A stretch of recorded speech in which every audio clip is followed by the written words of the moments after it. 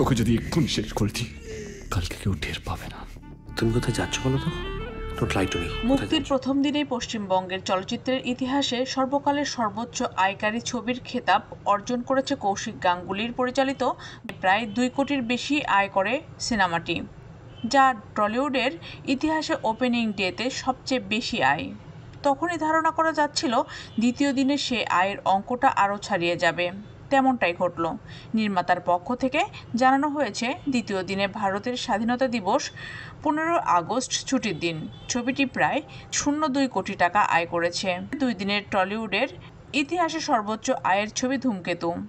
এই ছবির শুটিং 2015 সালে শেষ হলেও প্রযোজক দেব ও রানা সরকারের মধ্যে মতবিরোধের কারণে মুক্তি পায়নি। মুক্তি আটকে থাকলেও এটি দেবের অন্যতম আলোচিত কাজ হিসেবে বিবেচিত। এছাড়াও সিনেমাটি দেব ও শুভশ্রীর পুনর্মিলন হিসেবেও দেখা হচ্ছে। একসঙ্গে তাদের প্রচারণার বিষয়টিও বিশেষ গুরুত্ব পেয়েছে, কারণ বাস্তব জীবনে বিচ্ছেদের পর তারা প্রায় 1 দশক একসঙ্গে পর্দায় আসেননি। এই ছবির মধ্যে দিয়ে দুজনের একসঙ্গে দেখা পেল দর্শকরা।